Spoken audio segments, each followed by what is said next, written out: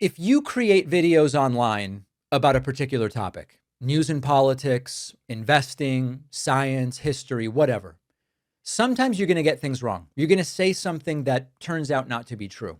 Maybe you misunderstood something.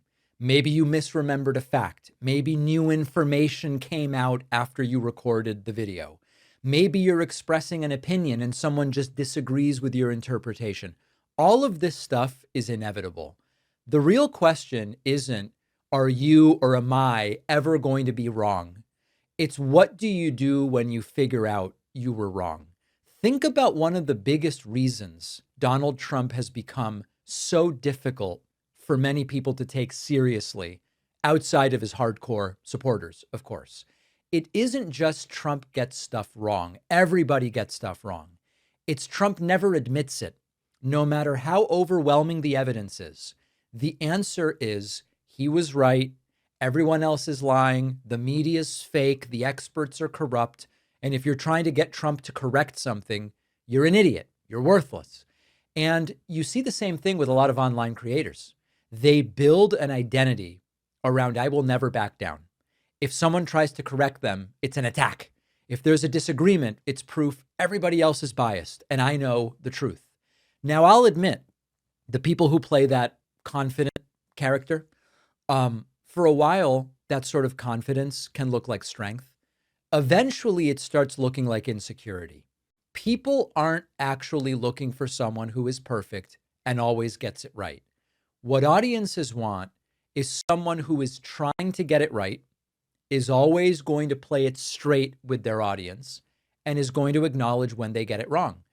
My approach has never been this I'm never wrong thing. I always try to say, listen, here's my understanding based on the information I have today. Based on the facts I'm aware of, here's my perspective.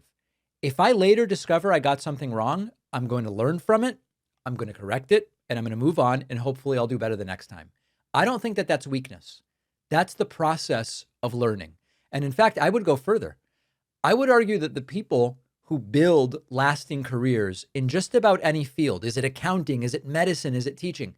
It's not the people who never make mistakes. That's an impossible standard.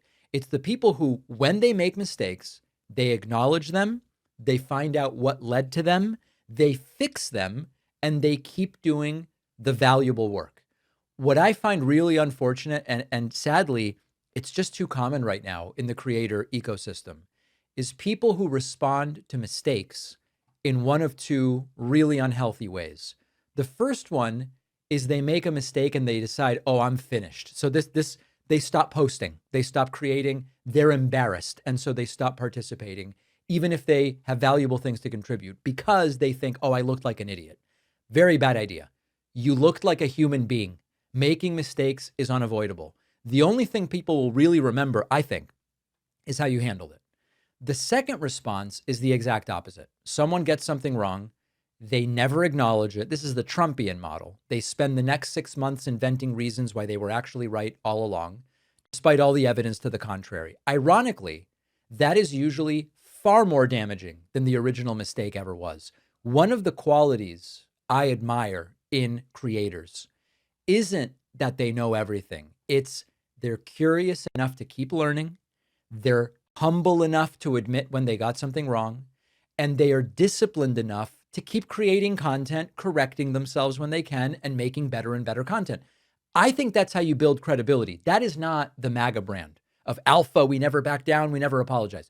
It is not about never making mistakes. You've got to demonstrate that to get closer and closer to the truth is what is most important, even if you got something wrong and you took a sort of circuitous route back to the truth.